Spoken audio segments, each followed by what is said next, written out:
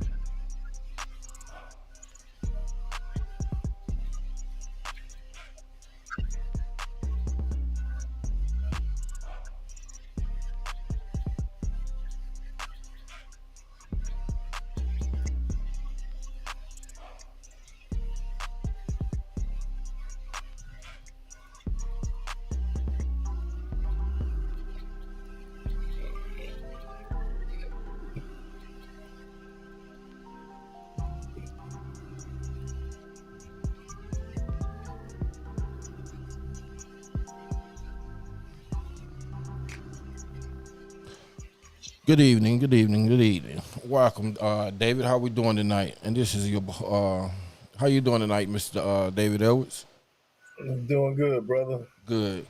I'm your host, Chef Lou, and tonight's conversational, dichotomy of conversation. We got Mr. David Edwards. I want to welcome him to the show tonight. So y'all give him a warm round of applause. Thank you, brother. Thank you. Yeah. So I just want everybody to know today we're going to interview you about your athletic journey from your youth to college and your insights on youth sports, your experiences including starting with baseball and basketball at the age of 8 and how you quickly made a name for yourself in high school, receiving recruitment letters and all of that. So soon as we get into it, I'm going to take a minute and let you introduce yourself as well, and you can run down your pedigree if you want, but the floor is yours, sir. Well, everybody know me, David Edwards, from Havico, West Virginia. Living in Harrisonburg, Virginia. Been here for about 10 years now. Moved here, sold cars for a little bit, doing little different things like that. You know, trying to make ends meet. But yeah, man, thanks for having me on. We've been trying to link up for a little while, and now we're here. So let's get into it. All right, let's get into it. So I read your bio and everything. You was telling me you didn't get to play football in midget league. Why not? Well, for one. The first year I was too heavy, so they had weight classes back then. First and second year, my third year, we went on vacation, and I think I could have made it. I could have made the weight limit, and then after that fourth year, I just said, "Forget it." My granddad said, "You about to go to junior high." And you can just start playing football then and there. Play baseball and basketball in elementary school. But then I got to middle school, junior high. That's when I started playing football in the 7th grade. So a lot of the kids had already got to play before I even touched the football. You know, going out watching them each week. On Sundays, going out there, wishing I could be out there playing and learning the game and stuff like that. But once I got to junior high, it just seemed like it just came natural. You know, they put the ball in my hand and I just started running with it. Oh, okay. That's what's up. Tim Dalton, what's up? Tim Dalton said, what's up, big dog? You see his comment on the screen? Yeah, what's up, Tim? Yeah, so every now and then when somebody give a comment, I put it on the screen and David be able to respond to your comments. So that'd be cool because we truly talking to a Patch legend. I've been knowing him, practically grew up together. He just grew up over in Havico. But check this out. What was the biggest difference between baseball at a young age and transitioning to football?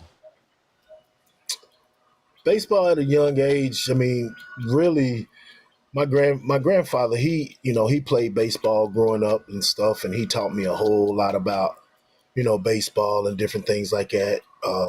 Told me stories about how it was for him and my his brother, my uncle Charles, growing up and different things like that. Playing baseball. So my uncle was a pitcher, and my grandfather was a catcher. So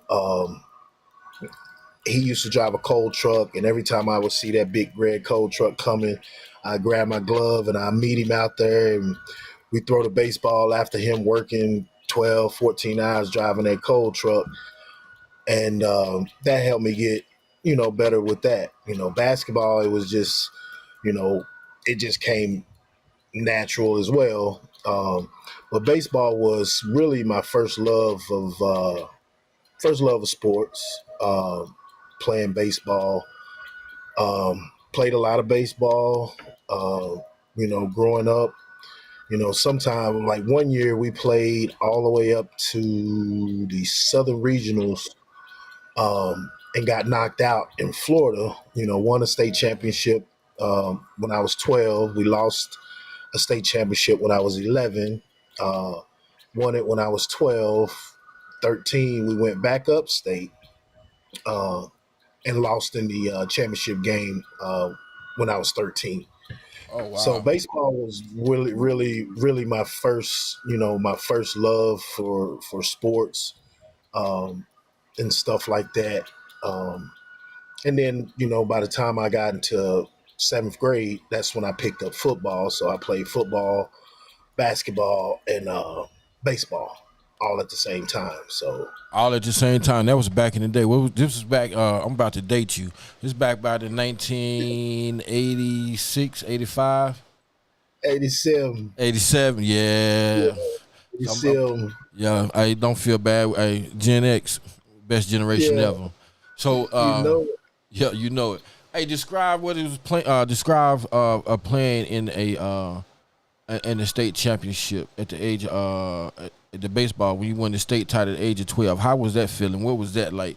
What would you tell young baseball players about that experience at 12 when you look back on it? uh, it was. I mean, it was a lot. It was a lot of fun, man. I mean, some boys, young boys from Welch, West Virginia, going all over the state, kicking people's asses. I mean, like, when Welch came to play baseball, Welch came to play baseball. We, for a long stretch there, for even after I got out of Little League, T Hayes and them, they won a state championship after we moved on. So we pretty much ran that area. Going to we won the state championship in Fairmont. So we won that state tournament in Fairmont, and we didn't stay in no hotels and none of that type of stuff. We stayed in a campground, man. And you talking about fun, running around the woods, with my teammates and different things like that. And it brought us all together as a family. It wasn't no black and white. Everybody was one. I'm sorry. Everybody was, no, you good, man. Everybody was one. So, and that really pushed us, and I mean, we came, a lot of teams, they came close, but we won the state championship that year. We were able to go to Florida to play in the Southern Regionals. Went to Mm-hmm. St. Petersburg, yeah, St. Petersburg, Florida, and we lost to Texas. In that game. So if we would have won that, we could have went to the Little League World Series. If we would have won that Southern region, Oh wow, that's big up. yeah, I bet a lot of people don't know that history down there. That nah, that nah. like this is history that you guys made. You and your teammates made. Who were some of them teammates from that team that you remember? Uh, Shirley Brown, of course, that was my road dog. That was, he batted first, I batted second, so we was pretty much up. 2-0 on everybody when, if we got on base, then, Alvin Mullins, Danny Myers, Jed D. Fleece, Frank Sexton, Scott Suffin, Oh Johnny wow. Thompson, rest in peace, my brother. Um, let's see, Derek Jones, Alan Woolridge, and God Almighty, I'm drawing a blank on the last one. That was almost all 12 of us right there. Oh. Yeah. Damien Huckleberry said, "What's up?" Hey, what up, Huck? Yeah. So that's a good memory, and you older than me. Well, Nah, that's something that I can't. That's something that I'll never. That's something that I would never forget about. That summer, that was a summer to remember that, that I'll never forget. I still got clippings. Dan Stillwell. We had, Dan Stillwell, rest in peace. He followed us everywhere, yeah, and big sports thanks to writer. him, yeah, thanks to him, I still have memories that I can show my grandkids as they get older, pictures and articles and things of that nature. And that was, shit, almost 40 years ago. Hey, You know, give it up to all the sports writers out there, all the people that's on the other side of the like Mr. sideline. Dove, Mr. Dove. Them are the people who keep the history going to let you know, oh, you had this many yards or that. The statisticians, as I like to call them. Oh yeah. Oh yeah, and that and more or less, Mr. Dove, he really done more as I got older in high school with football and stuff. But he was there because he coached up at Elkhorn. I think when we were that age, him and his son, because his son played. I played against Gary, his son, so we were the same age and stuff. All right, let's move on. So, again, I was reading your bio and everything, and in your bio, it said, describe the experience of playing in the high school AAA state championship game in your 10th grade year. Because we was just in junior high just now talking about 12 years old, right? It's elementary, junior high. And now now you in the 10th grade and you get a chance to play for the state championship. That's like you don't win the state little league championship. Now you in football, playing football in high school. And you get a chance to play for the state championship. Can you describe that experience? Well, I'm gonna rewind all the way back to my very first high school football game leading up to that. Oh, okay. I got hit so hard that I'm like, oh shit, this what high school football gonna be like? We played Logan. We played Logan that first game of the year, and Logan had a pretty good team that year. They beat us. They beat us. They beat us that first game of the year. And being in 10th grade, I was the man in junior high, like most kids are. I was bigger than most kids at 12, 13, 14 years old. But then you transition to high school, and that's a whole nother level. That's a whole nother level. Logan had a really pretty stacked team that year. And like I said, they beat us. They beat us, but after that, we ran off. We ran off. I think it was 9 straight, 10 straight, because back then, my 10th grade year, they only took 8 teams to get in the playoffs. Right, right. And my 10th grade year, and like you couldn't let teams score on you. You had to score more points. 50 something to nothing was a good night. And if we could have scored 60 or 70, Coach Nystrom was going to try to score 60 or 70, because it wasn't nothing that he was trying to rub it in, but that was just how it was back then. So getting up to that point, we got in at 7, I want to think. I think we got in at 7. We beat Martinsburg. It was 7. And, I lived it. Go ahead. Yeah, yeah. I think we beat Martinsburg, and God, can't remember who else we played. But then we faced Brook in the championship game, and Mm-hmm. Brook, they had a good team. I mean, they back then Brook was in it year in year out to where they was used to it. Hell, we ain't had we played on grass. We out here trying to find turf shoes and stuff like that. We out there in our tennis shoes that we wear to school every day, slipping and sliding and stuff like that. But we figured it out. Mm-hmm. We lost 13-7. Yeah, we Mm-hmm. lost 13-7. Mm-hmm. But it was a hell of a game. It was an experience.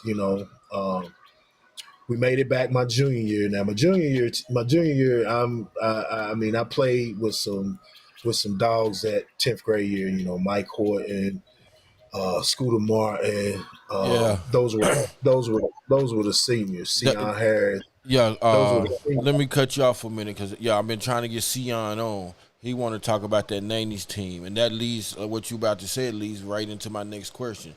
What led to your junior year in high school, your breakout year? That was your breakout year, right? Yes. Yeah, so what led to My that? running a kickoff back, the first kickoff of the season against Oak Hill. Oh yeah, you were just that Yeah, hype. that started it all really. And like I mean 22 straight dogs that wasn't. I mean, we didn't have a weak link. You know, we didn't have a weak link. We scored a lot of points, scored a lot of touchdowns. I mean, shit. Half the time, That year, we I want to say even the backups was just as good as the starters. yes, It yes, was like, we could. yeah, Yes, we could plug and play just about anybody to back up, come in, give us a breather or stuff like that. But like I said, hell, half the time we was on the sideline. I mean, it was one game we played Princeton and Charlie and Marcus kept running back punts. We was like, damn. We was like, damn, we wanna play some offense. We stop them on defense and they punt to them and Charlie will run one back. Then the next time we stop them, Marcus will run one back. I think we ran back maybe 5 or 6 punts yeah. that game, and I mean, and that was I think the closest team besides the game we lost to Willing Park. That was the closest game was Bluefield, and they scored 7 points because Oh we wow. went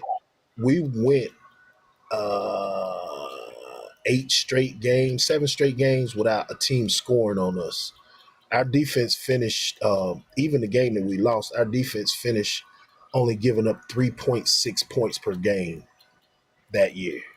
Damn, and that's how it be. Now you see, this is real history, McDowell County, and the reason I say McDowell County, a lot of people don't know. In my opinion, that team, this man, they should be in the McDowell County Hall of Fame. And with Oh, that, that team definitely. Oh, yeah, that team damn show should be in there. Oh yeah, that. I mean, I'm biased, yes, but yes, you you. I mean, we didn't have a run like the Norfolk teams did, hmm, but that year of all the athletes that we had on that team really could have, wrote their own ticket, And hmm, growing up where we was at, it's kind of hard to get out, right, right, I, it's hard to get out. There wasn't much for us, unlike some kids in Bluefield, Princeton. I tell everybody, I was like, my kids, they were growing up. They asked me, how did I make it? Shit, the best way I could. The best way I could. We didn't have no rec centers. We went outside and we shot basketball outside in the blazing heat yeah, until that street light came on, and then we had to bring our yeah. ass in the house. Oh yeah, But we right back out there doing the same thing all over yeah. again that next morning. Life was That different back then. You yeah, know what I'm it saying? was. Yeah, it we could fight each other back then and go home and come outside and try it again. We wasn't trying to kill each other. You know what I'm saying? Life was yeah, yeah, much different. yeah, Hey, yeah. so with all your success, how did it feel? And when you got recruitment letters, and how many recruitment letters did you get coming out of high school? I got quite a few. I mean, my first one I was in the 10th grade, and that one was from uh, Tennessee. Um, and that was big. I'm like, shit, okay, this how this worked. And then my junior year, I mean, I got them as far out as Hawaii. Um, the farthest one I got from there, I got them from Georgia, Virginia Tech, Georgia Tech, uh, Pitt. Hell, I even got one from Duke. What I was your got it from top three choices for colleges and for what shit. sports? I, I was going to West Virginia with I ain't had no top three like these kids got five schools that they looking at and all this. Nah, I was going to West Virginia. Now I should, a lot of stuff. I don't have no regrets. Marshall. I should have looked at Marshall a little bit more. Um, than what I did. But I wanted to try to follow in my uncle Garnett's footsteps. Those were some big shoes to fill. I couldn't touch him. He was the one that carried it for me to get to that point and everything. So, but I didn't have no top schools. I just, it was West Virginia or West nobody. Virginia bus, huh? Yeah, West Virginia, nobody at all. So let me ask you this: what was the biggest challenge as a high school athlete ranked the number 2 player in the state? Y'all heard that? The number 2 player in the state.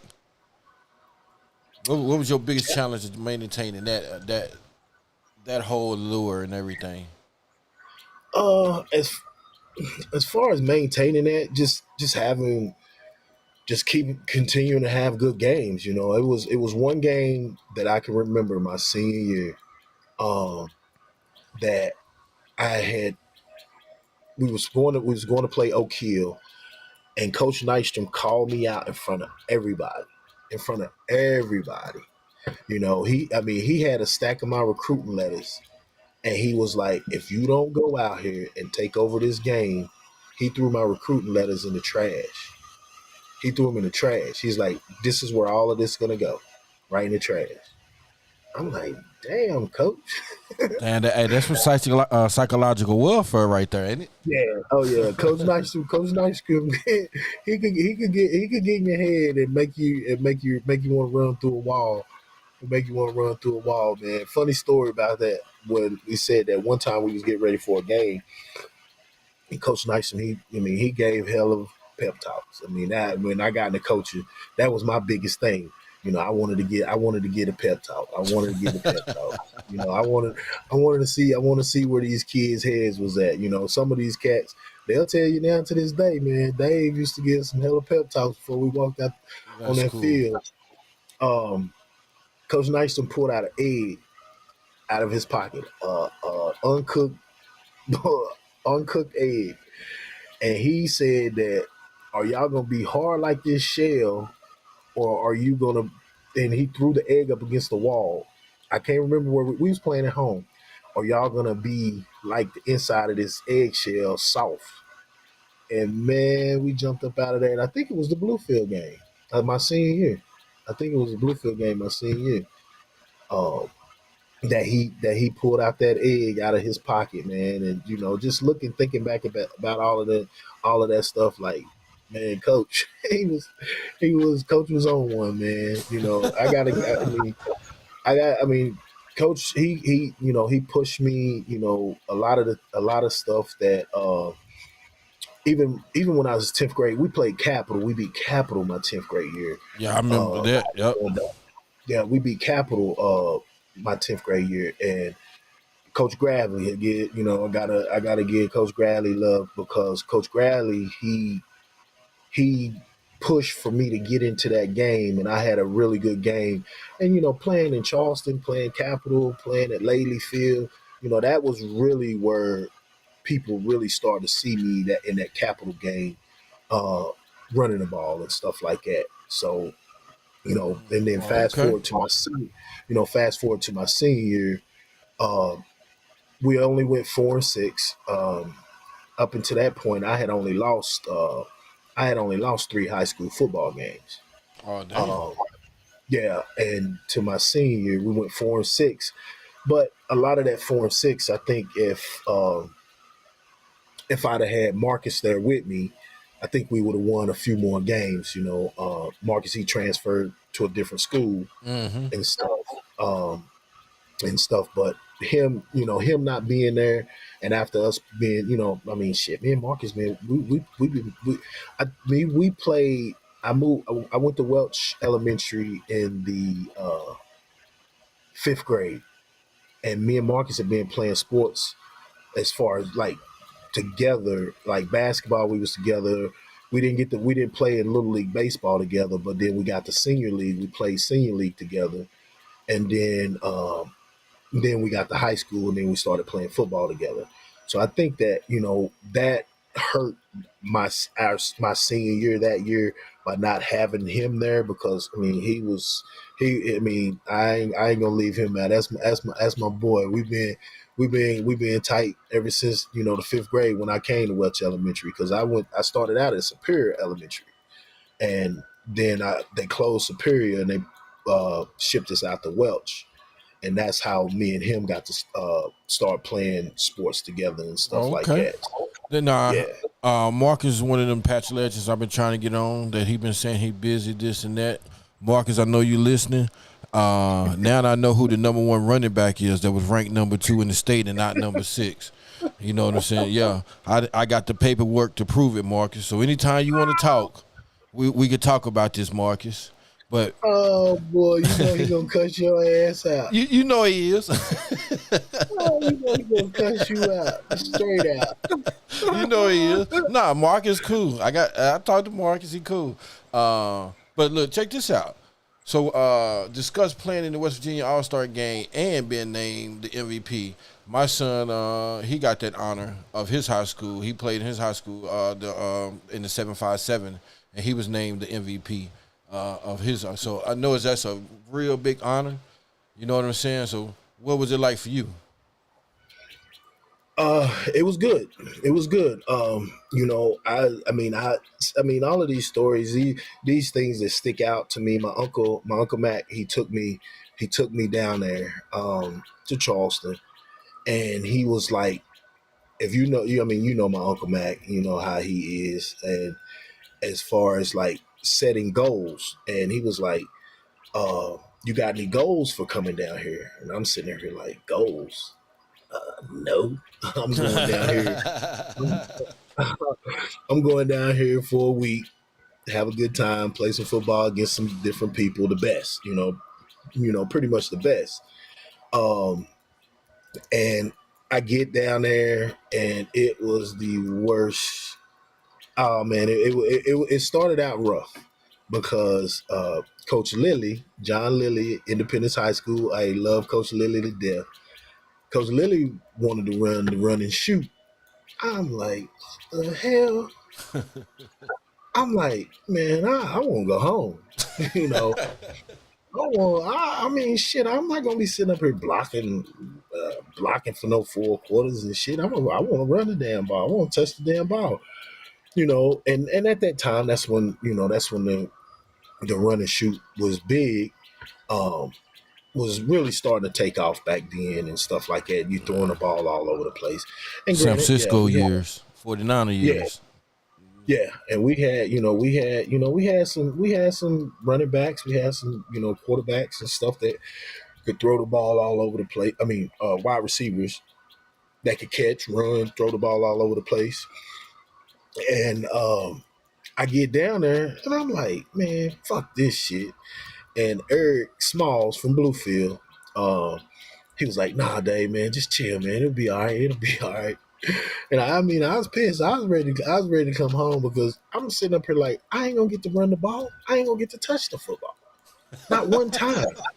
So practice became real short for me, real light for me, and everything. But come game time, when coach put the ball in my hand, I made the best of it. Yeah. I made the best of it. I had the numbers they're a little bit blurry. I think I think it was 16 carries, 132, something like that, 2 touchdowns, and you know became got the MVP. Yeah. Granted, that was an experience. I mean, there were some really tough dudes there. Some hard nosed dudes. Couple cats, they went to Marshall. A couple cats went up to WVU with me as a freshman, and I mean, it was a lot of fun, and we still, I still had those friendships to this day. We lost, Yeah. I lost one of my former teammates here just not too long ago, Larry McLeod, that was a straight dog at Marshall the 4 years he was there. He was there, but being that said, with that MVP, I looked at the program that they had, because they just had the North South game early part of June. Mount View High School still has the most valuable players of that West Virginia All Star game with four. Oh yeah. Yeah, Okay. so Get up to Mountain View. a lot of people don't know that shit either. Yeah. A lot of people don't know that shit either. That's big. Even I played AAA, even though that's single A. And my biggest thing with that, I mean, it started out with G. He got it first. Then I came, and then it was Gerald Long, and then John Borowski got it. And other guys came close. Kevin, he I think that he should have got it because he had a dominant game. Rest in peace, 32. That's that. That's my boy. Um, he should have got it. I mean, a couple other guys should have had it. Uh, they slowed it down a little bit because they was talking about shit. Man, you coming down here taking over and shit. I think But we it showed. have so much talent there that we always get overlooked because of where we from and where we at. Just like you said earlier, as I like to tell people, these hands carry cold buckets. They get they, Hell yeah, fuck yeah, me too. you I know what I'm just saying? I just showed my girlfriend's son the cold box where my granddad used to park his damn truck up there, and I used to have to shovel Shoving that that shit damn up. coal off. Hell yeah, shovel that coal off the not throwing it down. I had to shovel it over my head. Damn. And I had shit. The cold box was high. This shit was high, so and that made us stronger. We went out riding four wheelers in the mountains. I was like, this Yeah. was our playground, running in the mountains and Yeah. doing that type of stuff. So that's how we were strong. Doing that type of shit. You know, Right. So let me ask you this: what led to your decision to transfer from WVU to Concord? stupid. At least you're honest. Well, hold on. I don't have very many regrets in my life, and that's one of them you know um, that I do regret from leaving. I didn't really talk talk to nobody about it. It was just my dumb ass just left. You know, I left and didn't talk to nobody, didn't tell nobody. You wanted Hell, to I be barely. closer to home, or that wasn't the issue. What's the issue? What's always the issue with a 19-year-old boy? Oh, you was out there hunching. That's what you was doing. What's the fucking issue with a 19-year-old boy? Looking somewhere to plug into. Hey, shit, you know it. I Yeah. mean, shit, and that was part of it. Hmm. That was part of it. And like I said, I mean, had the best year. I mean, still my teammates that I had that one year, we still solid. We still talk, we still communicate. We still tight. Even though it was only one year, I made even more friends in that realm of sports and stuff like that. Hey, shit, I got to play on an undefeated football team though. Shit. I would agree to say, but Concord, they have some good teams. A lot of people don't know that locally that Concord has some good football teams. You know what I mean? Yeah, A yeah. lot of people don't know that because back in our time they wasn't showing Concord like that Nah, until because I know. nah. What was your career like at Concord, and who were some of your coaches at Concord? It was good. I had Coach Mullet. Coach Mullet was my head coach uh, there over at Concord. Um, and now Coach Mullet, shit, if he could have gave me that football 50 times, he was gonna give me that. He was gonna give me that damn football 50 times. I think I did carry that some bitch like 45 one time. Damn, Woo, woo. that's a lot of Boy, carries. man, I'm here to tell you the truth, boy. I had to come back. I think we was at West Liberty. I had ice packed on me from my neck all the way down to my ankles on that bus ride back to Oh boy, Man, you talking about hurting and sore? Because I had to sit out. I had to sit out the first two games because my transfer didn't go through at my transfer didn't go through from WVU yet, and I had to I had to wait. So, but then after that, shit, I was ready to run that ball, boy. all right. This one gonna be a two-part question. And it's gonna be the same. It's just gonna be from high school and college. What are some of your favorite memories playing from high school? I know you already said one. You wish you'd have played with Marcus longer. Y'all was a dynamic duo in that backfield. I'm gonna give you that. And what was your favorite memories from playing from both at WVU and Concord? Uh, High school, it was just. I mean, we well, I ain't gonna say we started. But David Patterson, David Lipskin, Mike Williams, rest in peace. All of them cats, they started the trend of putting Mount View on the map. We just added it to it. We just put Mount View over the top with that. Mm-hmm. With my years, I mean, it was just going and seeing different things of teams. Like you wouldn't think that teams were scared of coming to play us, but they were. Some of them have admitted to this day. We 50 years old. Some of them, they was like, man, we didn't want to come down there and play y'all motherfuckers. I always thought that um, we would just look down at like them years with the football teams were stacked that people didn't like us because they looked down on us. You know what I'm saying? It was like Oh yeah, we had something oh to yeah, prove, just like, and we was proving it through the football team. You know what I'm saying? So yeah. that's why, Oh, again, that's why I want to do this for you guys because I just see the history on it now as I look back on it, and it's like the number two player of the state is not in the County Hall of Fame, but we got people that's just because they done scored 1,000 points. Hell, you done ran 1,000 yards. You know what I'm saying? yeah, yeah, And yeah. everything. So Now it's that that is a touchy subject, but if oh, we if gonna get into it. We gonna get into it. all right, well, I'll hold off on that shit. No, hmm Hey, let's put that it this way. way. What inspired you to? Because I want to bring it full circle. Because I don't want to. You done came back. You done came back and started coaching at your Automata high school. Your high school. What inspired you to do that? I wanted to see what it was like. I wanted to see.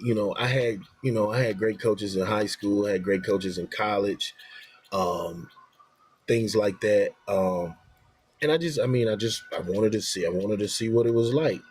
Um, it was different. A lot of people think that just because you go out there and you can tell a kid to do something, you a coach. Fuck that. Hell no.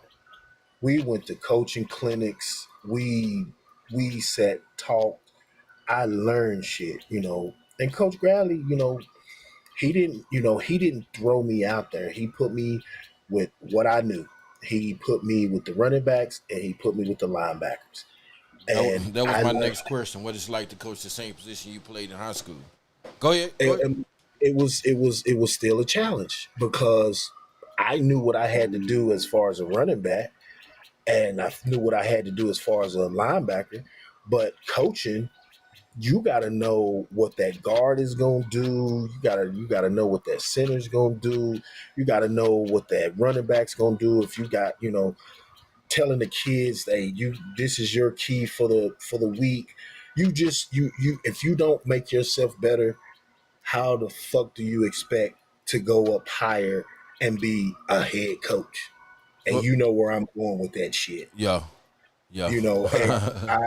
And Coach Bradley, we went to these coaching clinics. I got myself better. I mean, we went to Virginia Tech. He gave me special teams.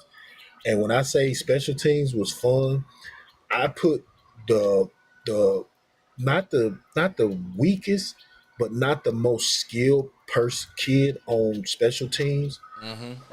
And Keg, when I tell you that made their you know sports career because they were out there on the field, they wanted it more. They got more from it because I gave them a chance. Yeah.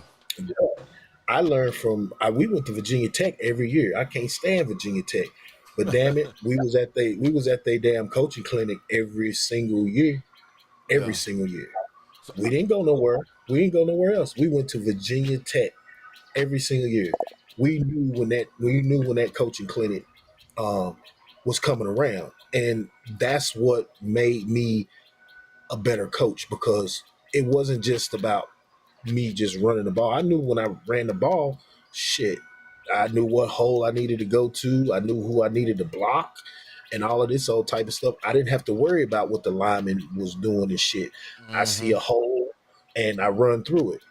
Mm-hmm. But when the coaching aspect came around to it, as far as a running back coach go, I needed to know where that guard is going to be, who that guard is going to block, where that linebacker is.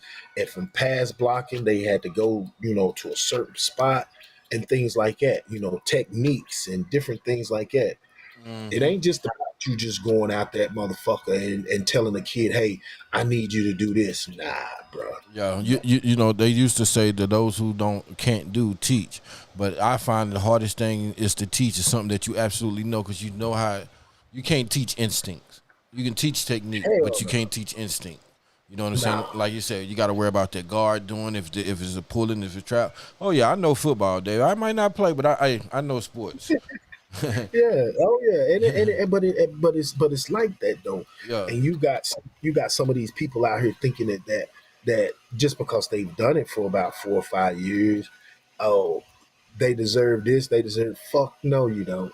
Yeah. Nah. You see If you can't tell me what the whole aspect of pretty much damn near every player, all 11 people on that one side of that ball do, then no. Hell no. Yeah. It's not just one. It's just not that one position that you got to coach. You got to know, hey, coach, the guard didn't do this when he was supposed to do that.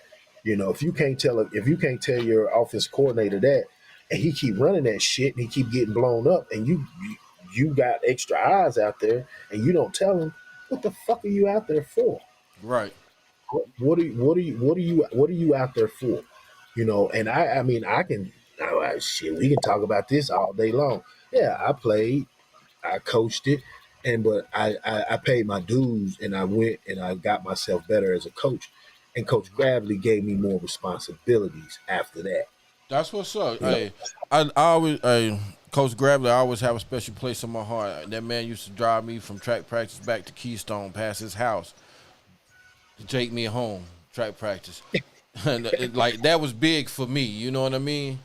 I could have thumbed home or something or whatever, but he passed his house and then turn around and go home. You know what I'm saying? You don't meet many good people like that. You know what I'm saying? Nah. Coach Gravely, that's my boy. That's my hey. That's he was like I done had 3 hip replacements. He called me. He's like, man, Dave, what that shit like? Yeah, y'all got to worry about that. Yeah, hey. He was like, Dave, what's that shit like? Yeah. So, how does it feel to coach a 1,000-yard rusher? That team with Ed and Kevin, man, I would just sit back and just enjoy watching them two jokers run, boy. Because Kevin was big just like me. I mean, shit. I mean, when I came in as a sophomore, I think I weighed 215. My junior year, I weighed 225, and I played at 265 my senior year. And Kevin, he was lean and skinny his freshman year. Then he started picking up a little weight, his sophomore year, then his junior year. Then but he could run. We both could run. We were big. We both could run and stuff. And then Ed T, he was green. Ed thought that you just take the ball and just take off running with it because he was fast. He was fast, Yeah. but technique and teaching him how to really run and how to really see the field. He became the 1,000-yard rusher. Now Kevin was close, and it was always a joke, man. And I know he looking down at me laughing, and he's like, "Oh hell, here go Dave talking about this shit." I think Kevin only needed maybe 12 yards to be at 1,000. So I almost had two that year, but it was just a joy to watch them. And there's videos of me when one of them jokers break out. I'm running down the sideline right beside him, because it gave me joy to see them. And we won. The times that I was coaching, the kids that I coached, we won a lot of games. We won a lot of games. Mount View, they had a little bit of a layoff, after Gerald and Borowski and them left. Yeah. But then that group of kids came through with Kevin and Ed T, Brian Gregory, Sean, Seneca Lindsay, all of them came through, and them guys had been playing in junior high together as well. And we had dropped back a class to double A, but double A football back then was still, Pretty top stout. tier. Yeah. Yeah, it was. Yeah. Fuck yeah, shit. It was some teams that didn't back down from us. They came and hit us in the mouth, but Yeah. those kids. I mean, oh yeah, Bobby Lee. Yep, Bobby Lee. He was another one. Bobby. He was more of a defensive person, but I knew if I put the ball in his hands, he could run the ball. He can run it too, but he liked to hit people. Bobby didn't want to get hit. He wanted to hit people. He Yeah. he more wanted to hit people than get hit. Hey, I can understand that. Trust me, I don't want to get hit either. Shit, fuck that. Hey, I got a few sports stories and they all bad. Oh shit! Kenny Brown hit me with a pitch in baseball. I never played baseball again. And football, I didn't mind football. You remember Buddy Ingram and all of them? And from up the road. So Maurice Betts, I played junior high football against all of them. Of course, they was older, but I was a little rag dog, so they used to throw me around. So, but them my sports stories. Basketball, I was decent at basketball, but I ain't play nothing like that. Them my sports stories. But getting back to you, man, because you got a lot of history. You done a lot of things. You done been an MVP. You done played in the baseball state championship, a high school state championship, and you like nothing to it. But I know you done came back and coach and everything. What would you say is the biggest challenge facing youth sports today? Ooh. Man, I think these kids are. I think these kids are using their bodies up a lot faster than what it need to be. I get it. I get the travel football, things like that. I'm so glad that they didn't have that bullshit when I came through. Uh, because I think that I was fortunate enough not to have any injuries early. I had one injury, but that was just I was playing basketball, and I think that was the start of my hip problems. My hip came out of socket, so I had to lay in the bed with my granddad made a makeshift sling, and I had to have my leg propped up for 6 weeks until it fused back in because my granddad said I was too young to have that type of major surgery. Right. But I get it. I understand. Yeah, summertime. You know, play a tournament, 2 tournaments, maybe even a third one. But this weekend and week out, and not knocking none of these coaches and stuff that's doing it. This is y'all thing. These the parents. If y'all want to let your kid do it, but Hey man, you on Dichotomy Conversation. Speak your mind. If anybody got something to say, that's on them. You telling yeah, your I mean, opinion and your truth. you know me. I ain't gonna hold my tongue. I just don't like it. Yeah. It's too much on a young kid's body that is really still developing. Bones are still growing.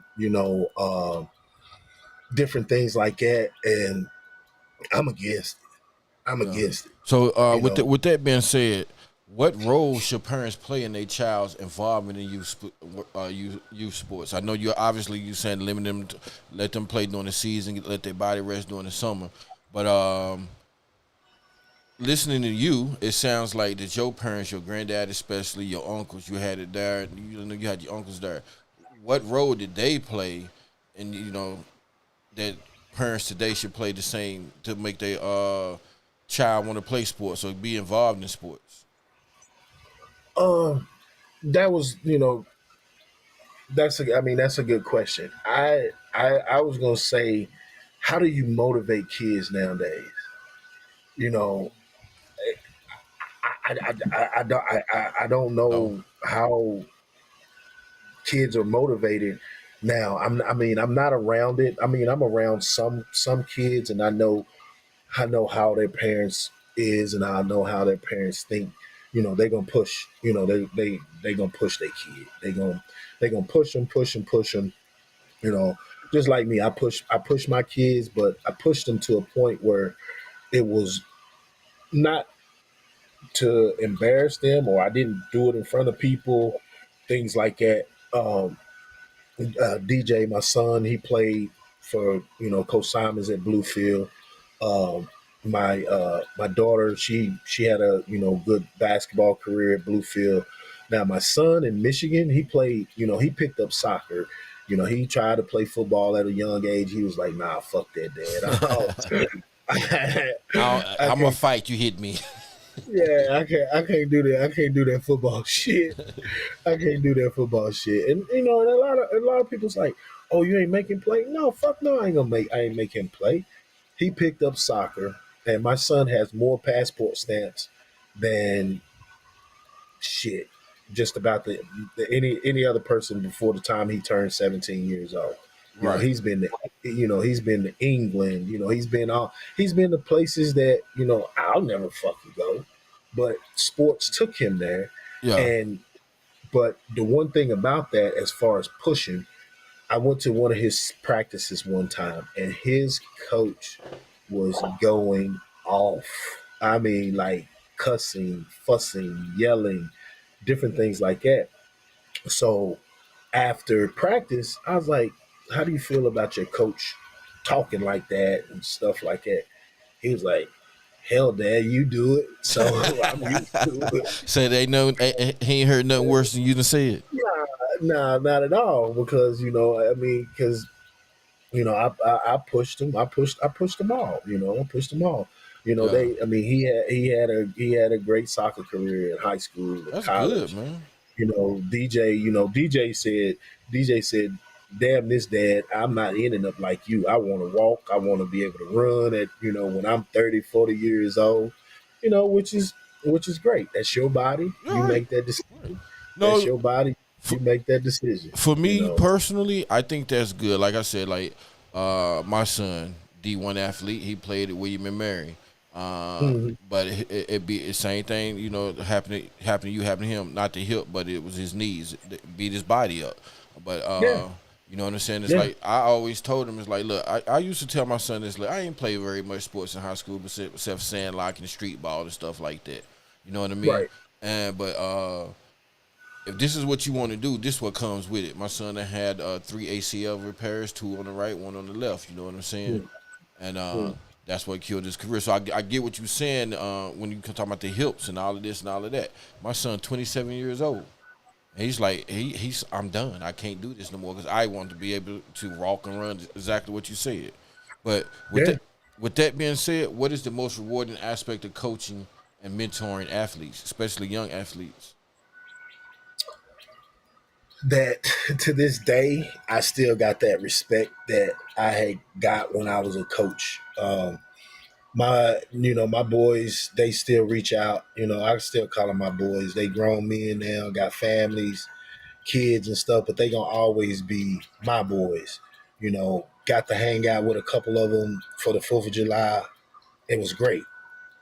You Yeah. know, it was great. I get messages and stuff like that. When Mm-hmm. Kevin passed, Mm-hmm. talked to them all. They call, checking on me and stuff like that. Uh, Mm-hmm. No, yeah, that, so that that's that's good, man. that's that's the rewarding part of it. After 20 years from down the line, you know, they some call me coach, some call me Dave, Mm-hmm. but it was respectful. You Mm-hmm. know, kids, No. teenagers, they got out of line, but I could easily get them back in line We with all got out of line, bro. yeah, hell yeah, fuck yeah, yeah, but that was a team. I was still a kid when I was coaching them. Mm-hmm. I was still a kid when I was coaching them.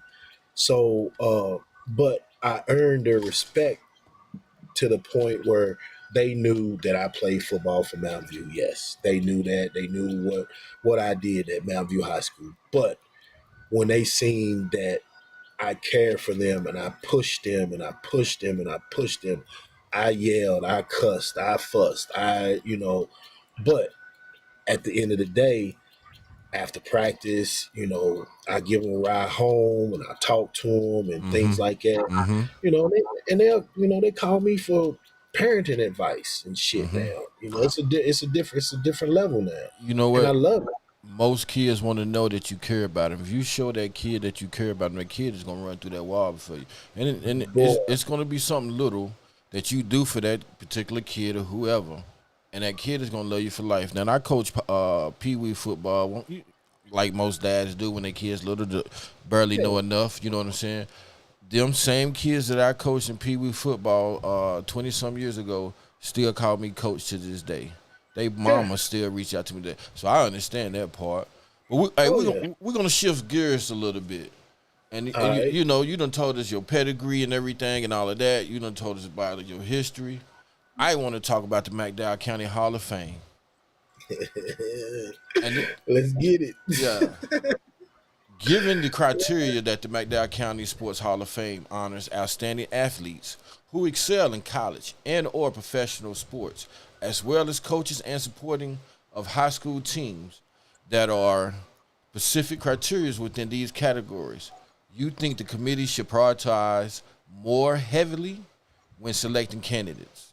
Because and the reason that question is because I can sit here and name three people off the top of my head. You, D Man, and Starkey that coaches football. It might not be in the local area, but y'all done this. You done it in the local area.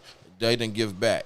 But how come y'all have never been selected or even been a candidate? And y'all been out of most of y'all have been out of school at least 20 to 30 years. Yeah, my black ass been out 30. Whew, Mm-hmm. man, that's that. Uh, I really, I've seen one of the sheets that you have to fill out and things like that. But I don't know what they're looking for. The criteria of what did you have to accomplish? What did you have to have to be able to be honored, to be able to get that. I know a lot of people that has been in it, that's then got inducted into it, decorated. Any kid from Norfolk that played on the Norfolk basketball team, those teams should be in it just in general because yeah, they have a starting five, but if it takes a whole team because them other 6 or 7 kids, they help them other guys get better. Um, as far as Welch go, Yeah. my uncle Matt, my uncle Mo Robinson, those Yeah. those those guys had great careers at West Virginia and stuff like that. Um, Didn't you have an uncle to play the MLB? no, no, Oh. I ain't had nobody. I ain't had nobody make it to the baseball, Okay. but I just I don't know. I don't know what they're looking for. I don't know how they break it down. Is it somebody specifically for Jaeger, Big Creek, Welch, Norfolk, Mount View, Gary? I know somebody we can ask though. Jennifer Douglas in the Hall of Fame, so we can ask Jennifer Douglas. What's the criteria? She scored 1,000 points in high school. Jennifer Douglas, just goes out to you. Can you let us know what's the criteria? How come some of your fellow high school classmates that you get in so fast and they don't? You know what I'm saying? I don't understand that. Well, we're gonna move Yeah. on because No, I City. don't understand. No, hold on, hold on, Oh, hold go on. ahead. I don't understand. I don't understand it either because you're talking about female sports. Right. Stephanie McDaniel. That was that. Stephanie had been kicking me and Marcus Clegg ass ever since we was in elementary school. Oh, I She know. beat us in county championships in elementary school. That's Get the Keystone money. Elementary. She'll tell you how she used to do us Oh, in fuck practice. yeah, She'll tell you. man, man, we could win. We could win a county championship because of her ass for nothing, Yeah. for nothing. And I'm here to tell you, yes, a fucking girl used to beat us. Fuck Yes. yeah, she did.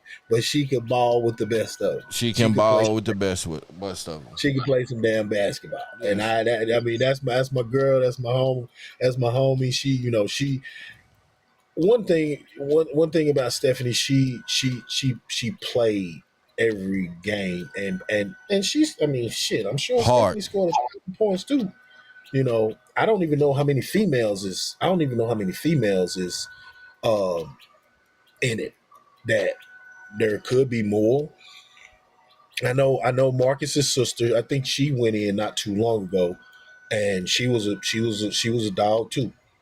Yeah. Yeah. She was a beast too. She could shoot that rock. She could shoot that rock too.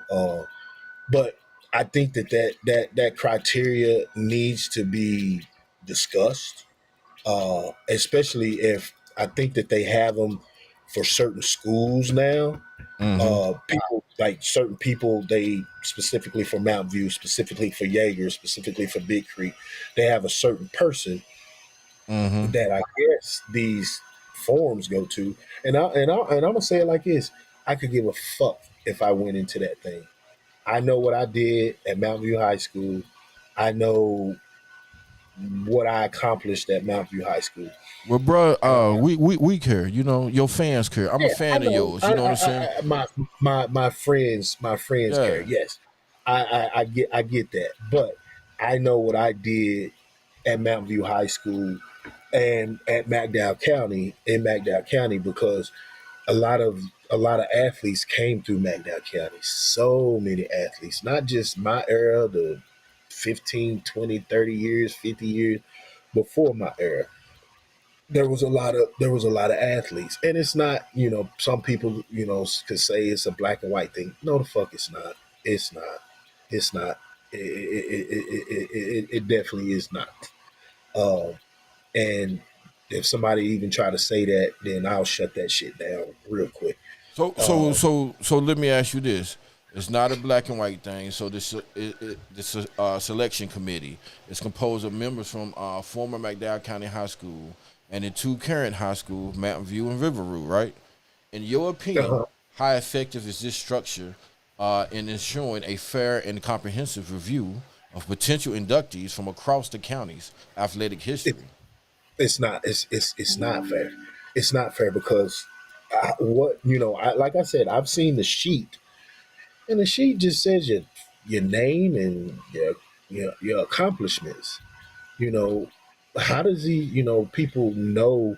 You know, back when my uncle Curtis played, I don't think Jennifer Douglas or whoever knows what those teams of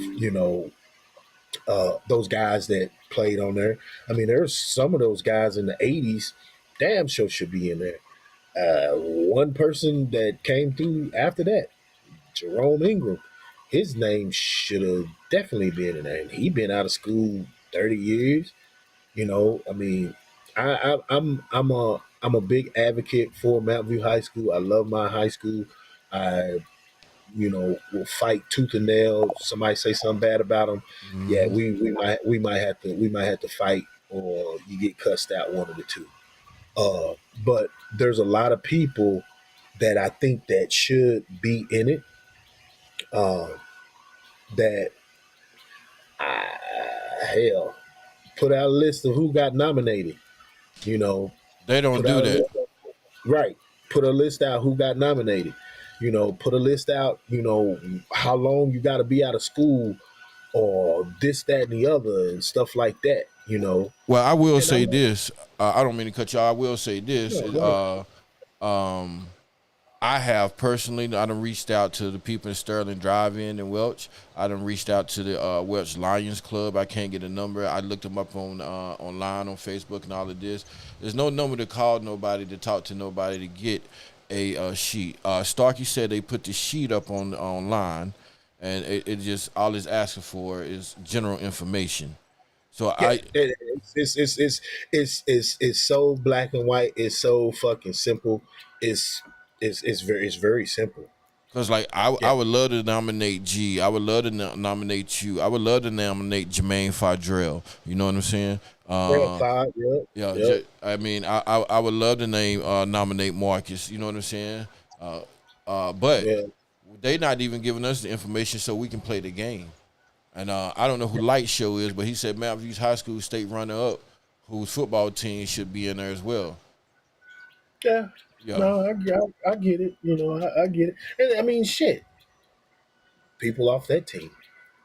People off that team. I mean, that year at Mount View High School was legit. I mean, from football all the way through baseball.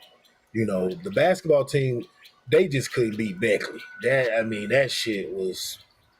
I mean, Beckley was Beckley back then. You wasn't gonna beat Beckley in basketball. I don't give a fuck who you had. You know Right. Right. that was it. And the baseball team that year, they went upstate that year. They went upstate my tenth grade year. Yeah. But from sports at Mount View High School, all of it through was legit.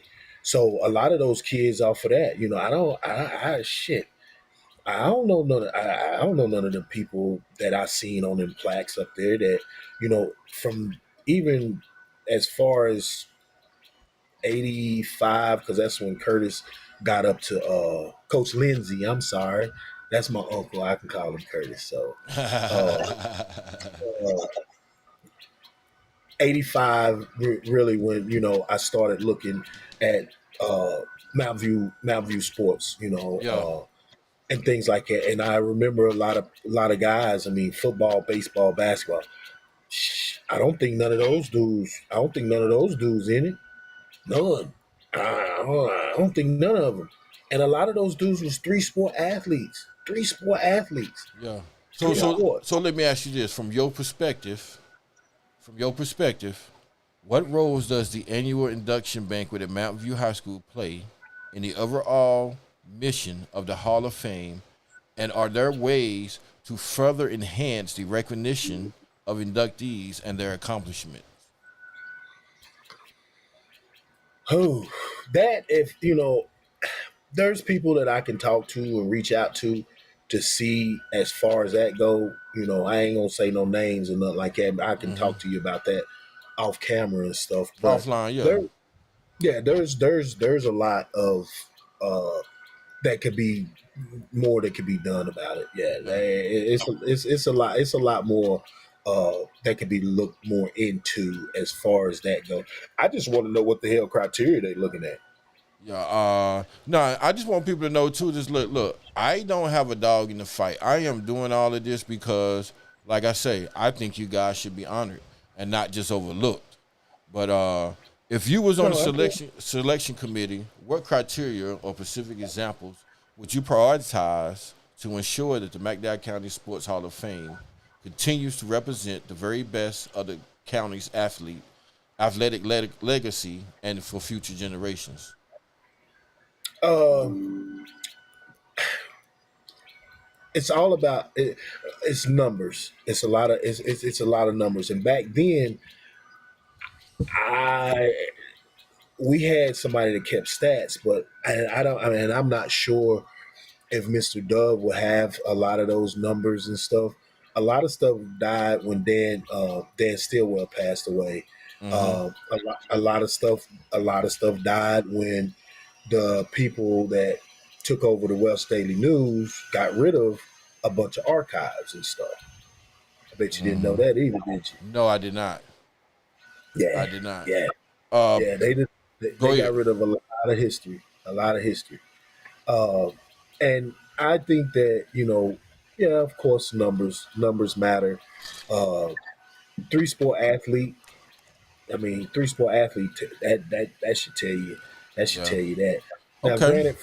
Go ahead. granted for the women, we didn't have all of the sports that they have now, Right. like you know volleyball and softball, and like right now, the girls softball team, they ain't getting recognized. That's that. I mean, I recognition at Mount View High School is very sad.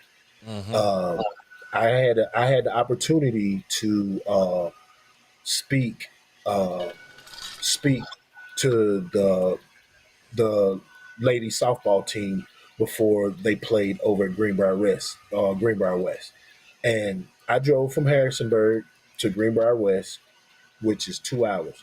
Mm-hmm. Um, they were close. They were close. They were close to me. I'm gonna Mm-hmm. go support anybody. I didn't know any of them kids, and one kid knew who I was just because I played with her brother. Mm-hmm. I played with her brother. Uh, but those girls, they accomplished something that is not getting recognized on all kinds of fronts. They won their sectional for the first time, and I want to say 10, 13 years. Oh yeah. So, and there's a lot of other red tape stuff that, you know, I'm hearing that they want to try to hold a softball camp for the younger kids, which that's what Welch needs. There's no youth football. Yeah. So It's a no. lot of Yeah. these kids are going up the road to Bluefield, Yeah. and a lot of these kids staying up the fucking road once they get up there Yeah. and playing football for Bluefield, for Graham, for Princeton. All of the talent that if them floods wouldn't have came, all of that talent would have still been in Banana. that Yeah. county. Yeah.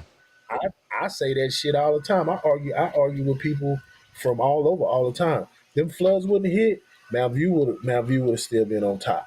You A remember lot of when people. Mike Craighead used to coach for Bluefield High School, Uh and huh. they went. That's when I told him back then. I said the only reason you won was because you had kids on that team from down the road.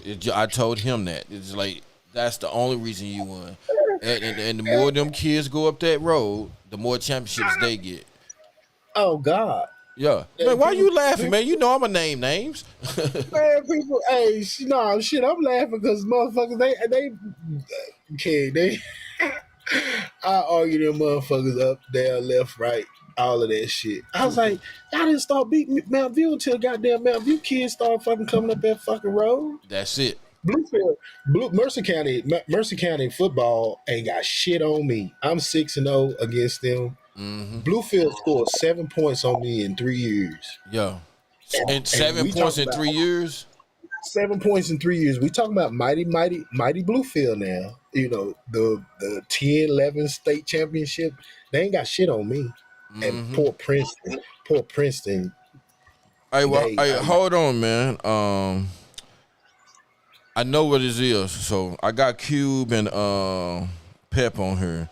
Pep said, "What's up, brothers? What's up, fellas? Just getting on. Good to see you guys." Starkey like, what's up, Big E? So I'm trying to get Peppy on her too. Pep being busy with his daughter because his daughter do that softball.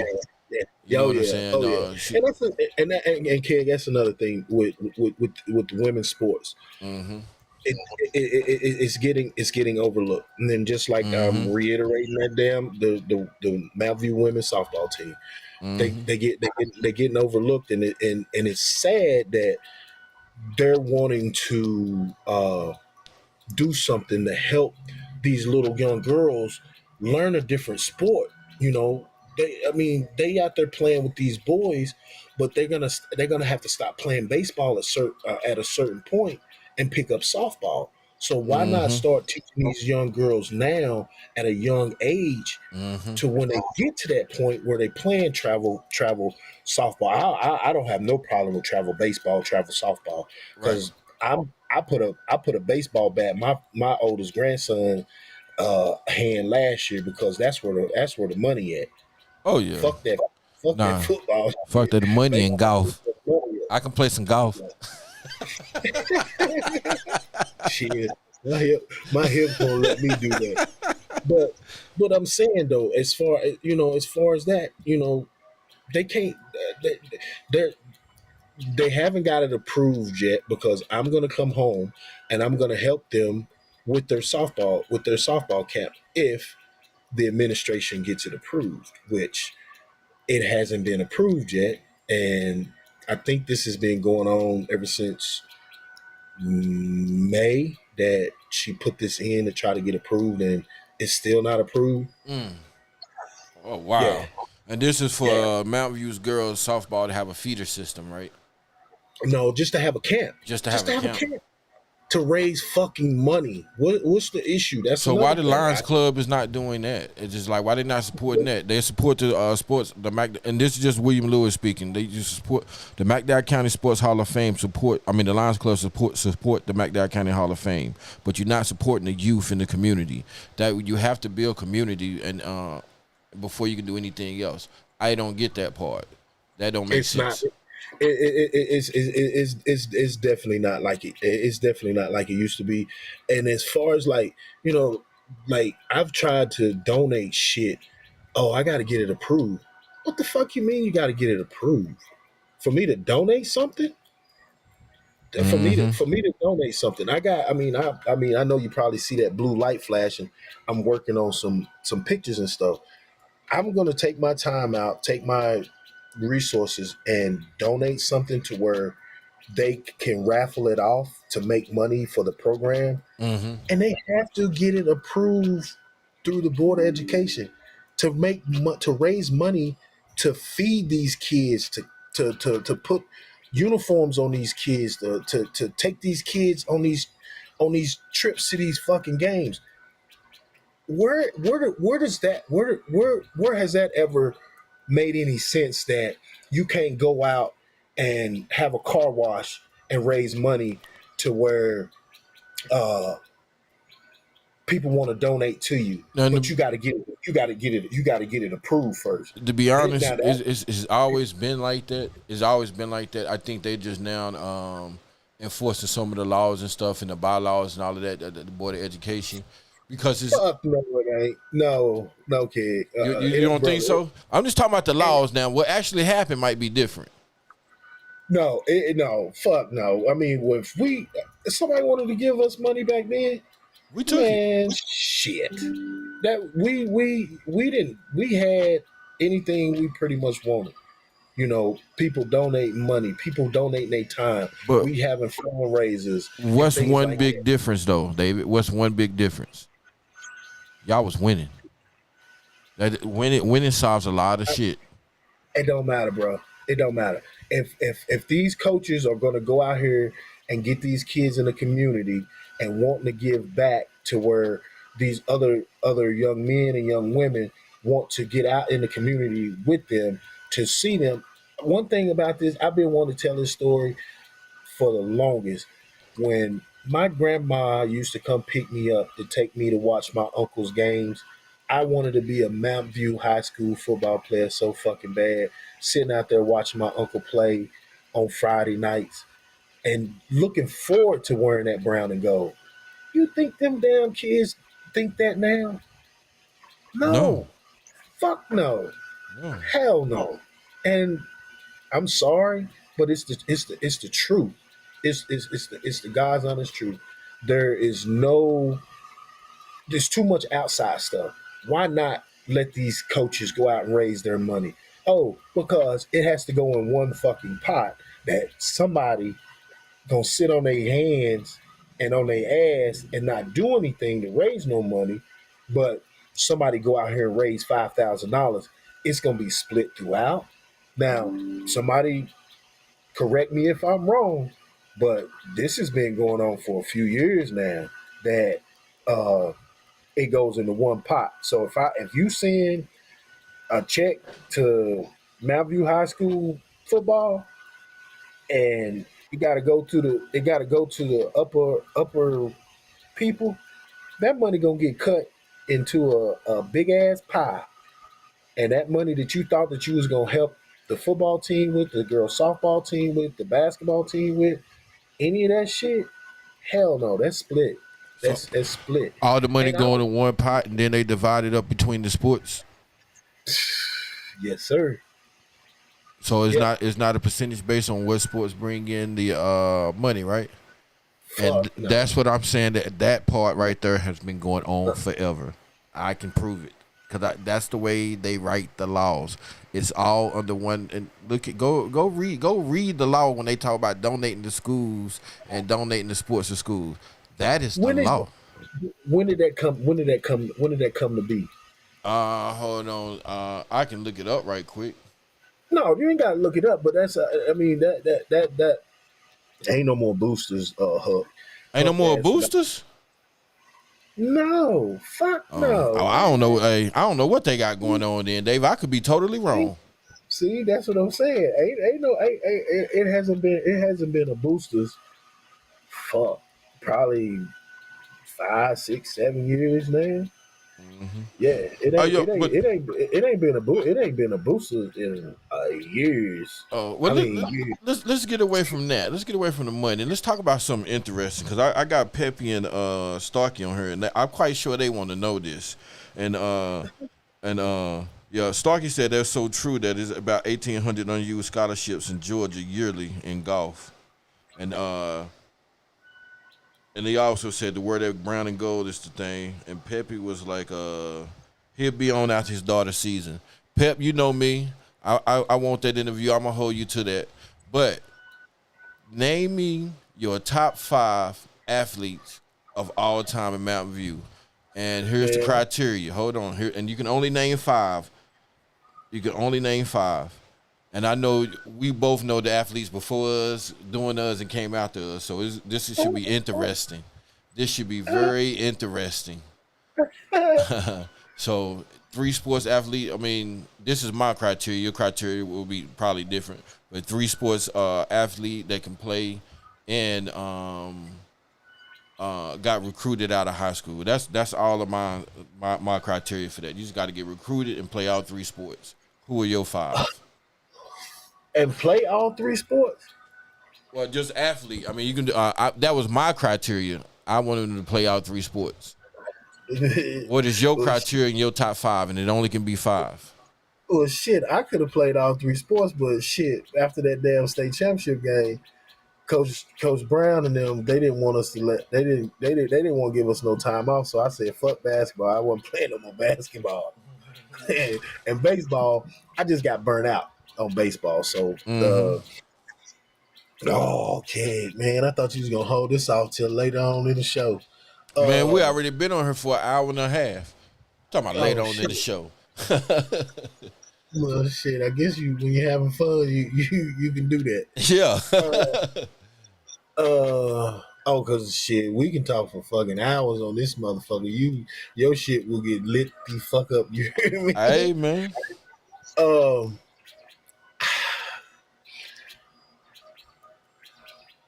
Oh boy. Oh, come on, man. You got to give me some time. Like, woo. let me see. You know you was talking about that '90s team like Sean Harris. You the name G. You the name J5. I mean, G at the top of my list. I don't. G. We used to go to football camps up in WU when we was growing up. And man, G could have went to West Virginia, and he could have been the next Major Harris. Mm-hmm. G, I think G played basketball. Yeah, I think he played basketball, but he could have played baseball too. G could have done any damn thing he wanted to. Just watching him and watching him throw that football and run it, throw it, and fucking he could have threw it to himself and caught it. He was one of them. He was that dude. Hey, that's the second time I done heard that story about G. That he could throw the ball and go get it. Man, shit, boy, I'm talking about when I say somebody when we was at these football camps at WU, they was wanting him to be the next Major Harris. That and you know how Major Harris was. G was that dude, and for my people that were watching that didn't know him, yes, he could have been he was the next Major Harris because he came out right after Major Harris, and he was, WU was recruiting. Basketball, I gotta, No Pacific sport, just your top 5 athletes. Oh, this top 5. Yeah. Jermaine, Fadrell. J5, yeah. Them are the consistents 1 and 2. Them yeah, Fad used to, he kicked our ass in junior high, and then I was like, nah, I can't have Jermaine dunking on me no more. So I gave up basketball. And shit, I became the manager just because I wanted to go to all the basketball games for free, So Jermaine, he was basketball was his thing. Shit. But he could play baseball too. He Little League, he could pitch, hit. That whole family, him, Bogator, and Kiana, they could do all 3 sports, anything with a ball. But J5 number 2. Yeah. Oh, let me go back. Shit. Whew, fuck. I'm gonna say my boy Kevin Du Bois. Kevin.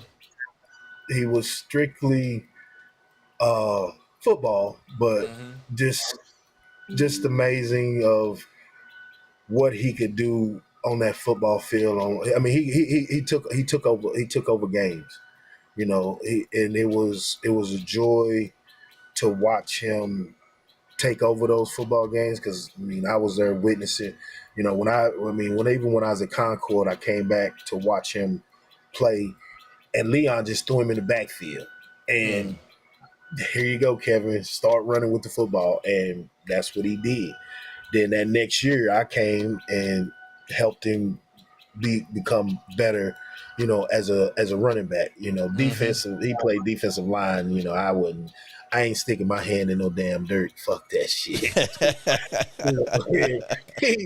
He just manhandled people, and I gave Kevin his flowers when he was living, and I'm still, gonna give him his flowers. All right, let's get up for Kevin Du Bois. He's a good friend of my brother's. Yeah. And shit. Starkey said you coached him, right, Dave? Yeah. I coached him.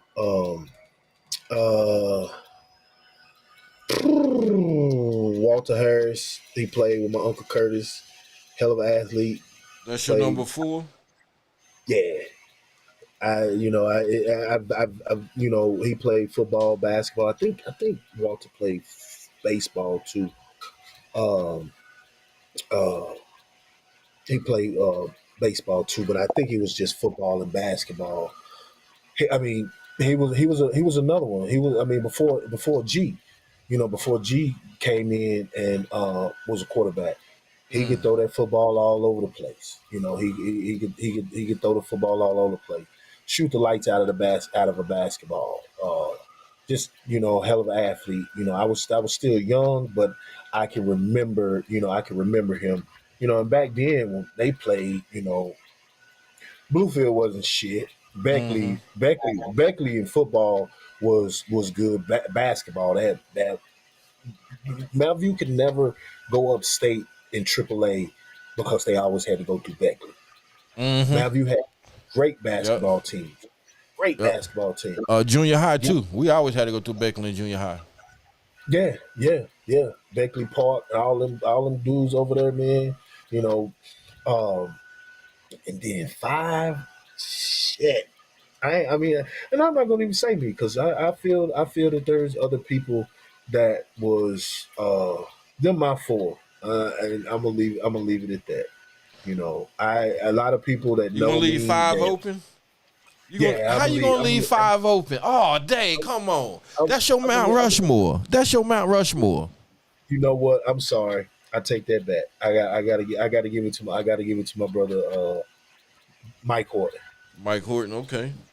Yeah, Yep. I've been trying to Mike get him on too. Mike was little dude. He wasn't that damn big like his ass is now. A lot of people don't Mike, know that. yeah, a lot of people don't know that. Now Mike was probably maybe 165, 170, something like that, and played nose guard, but will bite a nail in half. Will Mm-hmm. bite a nail in half, and he Mm-hmm. played nose guard at 165, 170. And then when Marcus came through, that's where they put Marcus's ass, and Marcus killed that shit. He Mm-hmm. didn't like it. He didn't like that shit at first, but Mm-hmm. he he was always in the backfield. They calling his name out and shit like that. Of course, you hear your name, you gonna like You playing gonna that like this. position. He used to hate that shit. He used to cuss and talk shit and everything. But Mike and could hit up baseball. I mean, his last name, says it all. He got a famous uncle that's in the Hall of Fame. Played for the Detroit Tigers Mm-hmm. and stuff and everything. But he could do it both. Mm-hmm. But he couldn't play. He'll say he could play basketball, but that motherfucker couldn't play no basketball. But hey, that's your top five. You got J. Fod, Kevin DuBois, Walter Harris, and Mike Horton. That's a solid. Yeah, That's a solid Mount Rushmore. You talk, yeah, and you talking about Pharrell Harris, right? for real. Yeah, yeah, yeah, Yeah. No, his name was Walter. I know, cause that's what Starkey said. Yeah, Pharrell was tough. Pharrell was real tough. Then yeah. that's what made me want to play sports. Watching Pharrell, when he played football, and I don't know who Light Show is, but he just said that's a great top five. You know what Yeah, I'm saying? yeah. So that's Yeah, that. I mean it's solid, and just because Kevin not here, Yeah. uh, I didn't put him in there just because he's not here. I 100% You back. coached him, I coached it. I seen it. I right? seen it firsthand. And I will put him on anybody's board as far as a top athlete in the state of West Virginia during that time goes, and he was. I mean, he was. You know, he was. He dominated. He done his thing. And like I said, Kevin should have won that fifth MVP at that North No South South game, game. but like you said, McDowell County always got shitted on. If it ain't, Mm-hmm. if it's Charleston and below, Southern West Virginia getting shit on every year, and that shit been going on Mm-hmm. forever, Mm-hmm. forever. Charleston and above, and I'm talking about the Charleston teams and above. Damn that shit. We had to fight, scratch, claw to make our name. And when we Right. went down, in those teams that when we went down to Charleston, that's what got our names put on the map because we beat those Charleston teams. We Right. beat those teams from up north, things like that, where it was just Dan Stillwell and Mr. Dove putting our names in the hat. Yep. Those other cats had the Beckley paper, the Charleston paper, Yeah. the Fairmont paper, the Morgantown paper, all of that stuff. So it was a fight to get recognition in Southern West Virginia. But this is why I don't understand why, again, the McDowell County Sports Hall of Fame do not recognize you guys. Hey, man, because it's just that simple for me. But Hey, I you would can tell, you I can would get tell, Jennifer Douglas in there. Who, what did she do in college? She didn't do nothing. And then don't get me started, cause it's more information about her. And you talking about outstanding citizens and outstanding that. None of the people I talk about, far as I know, got felonies, and they done went on and came back and got done did something for the school. What has she given back to the school? So and I graduated with her. So this is how I feel about it. The people I talk about is before me, and some of the people yeah. with me. So what's the difference? What's the difference? How she get in there? And people that done had a more lustrous career than she had. Yeah. No, I agree. I agree. I agree. I agree, dog. Hey, we're gonna talk. There's a couple other names that I can give you that you can reach out to. It just popped up.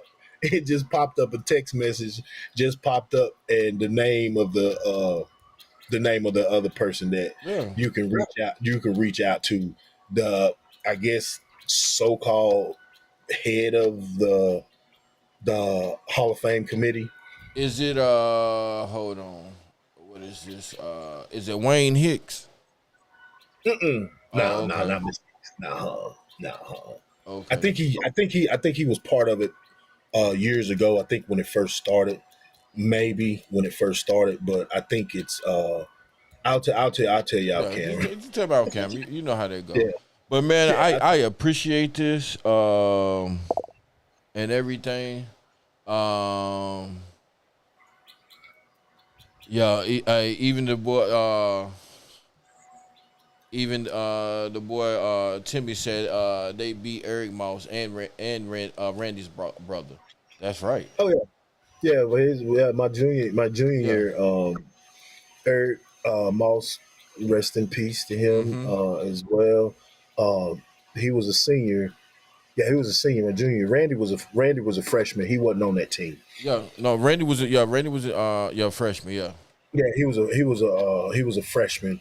Uh, so he wasn't on the high school team. Yeah, we beat DuPont that year in Princeton. Mm-hmm. Cold as fuck that day. Mm-hmm.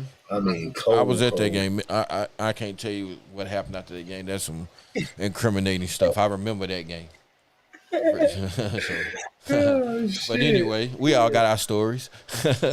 Yeah, no doubt, no Yeah, doubt, so no man, doubt, but bro, no doubt. I thank you for taking the time out and reliving, going down memory lane and telling me about your high school Hey, career, your college career.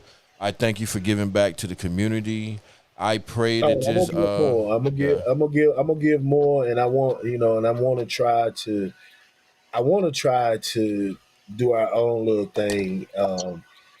Want to be an advocate because yeah, the McDowell County Hall of Fame, but there should be a Mount View Hall of Fame. That school been up on that mountain for years.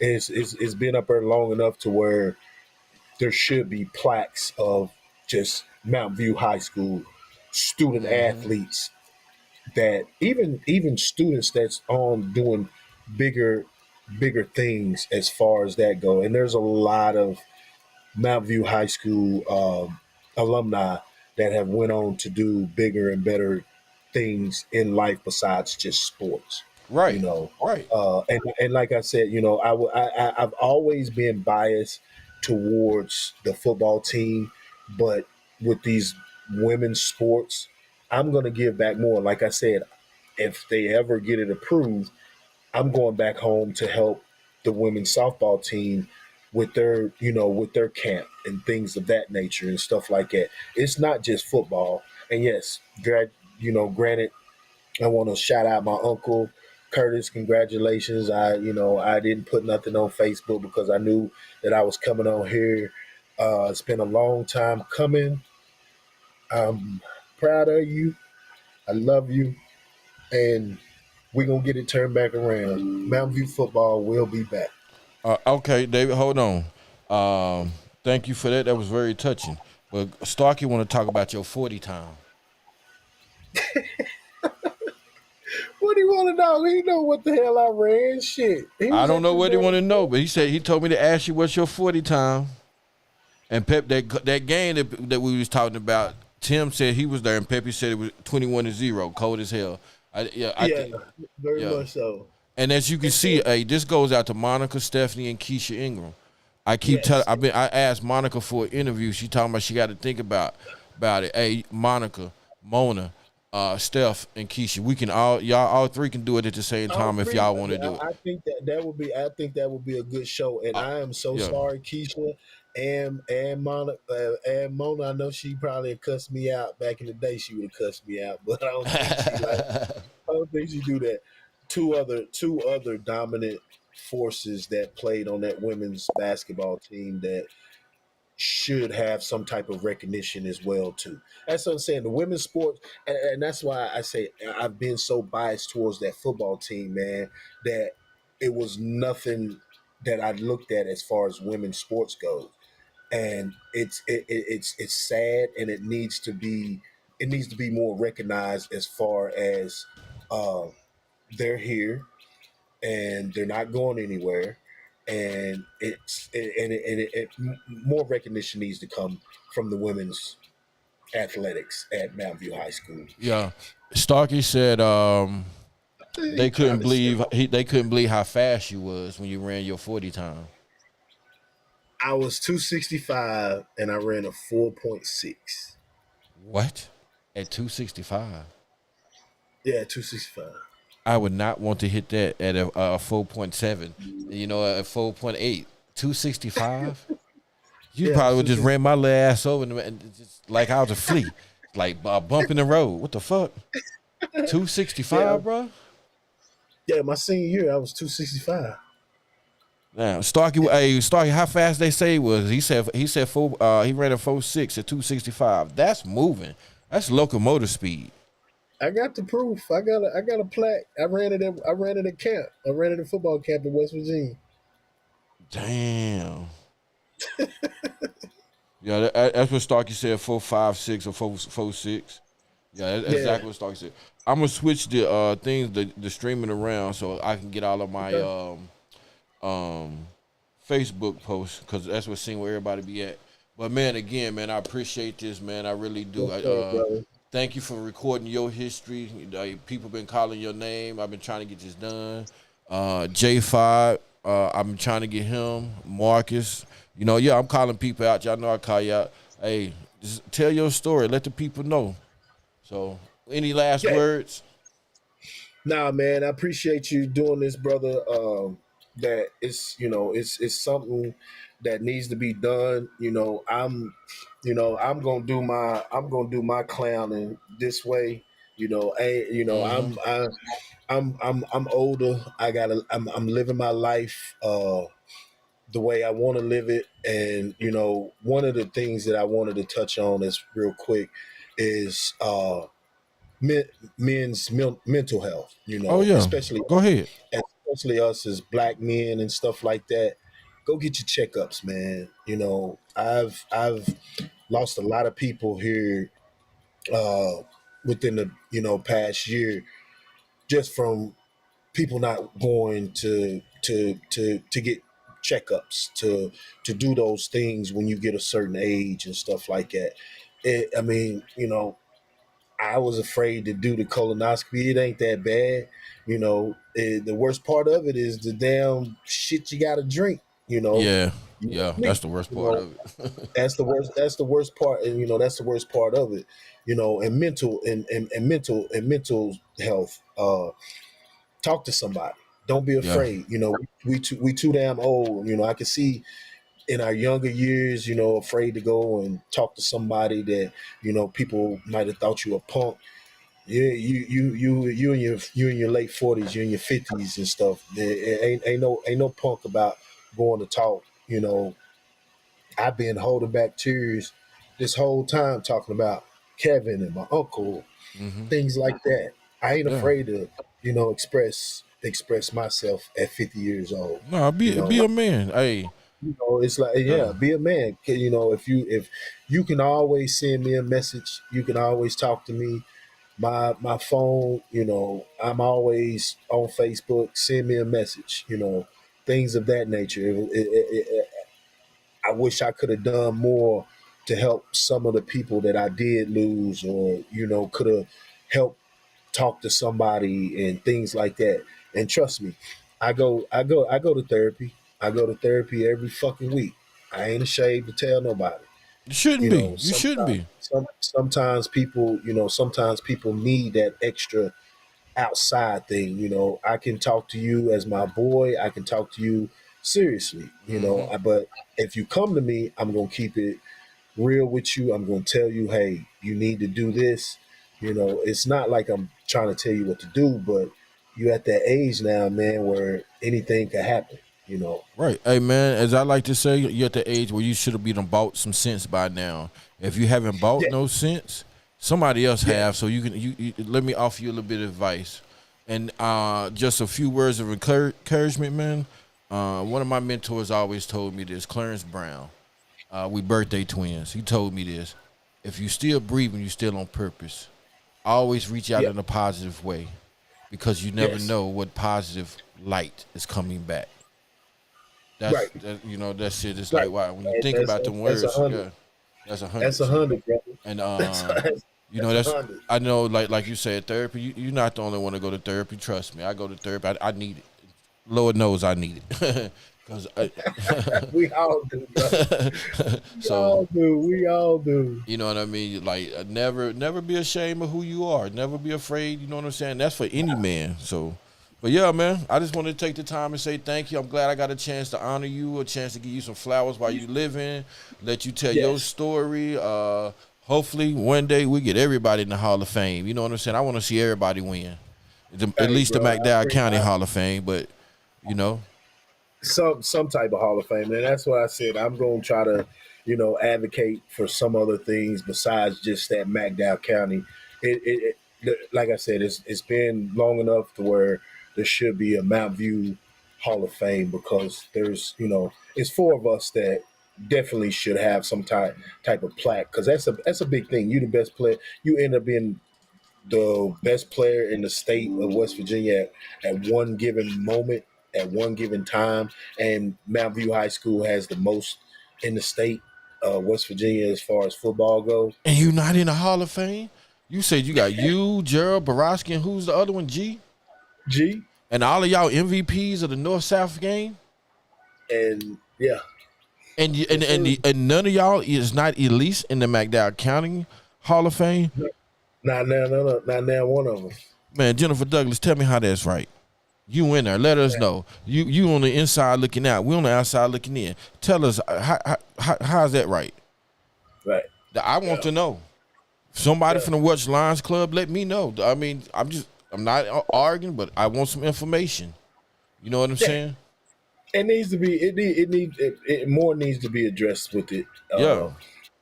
It really does, and hopefully we can get some answers. You can get some answers. I can get some answers, because I'm sure that this video has been forwarded to some people, in which I'm not gonna hold my tongue. I'm not. Well, you know me. I don't. Only God can judge me. Let me put it that way before I say something, before they counsel me. Only God can judge me. All right, So- brother. Hey, man, All right. I appreciate the kid, man, and just holler at me if you need me, brother. All right, I appreciate you, man. Have Hey, a good no night. doubt, man. All right, you too. You too.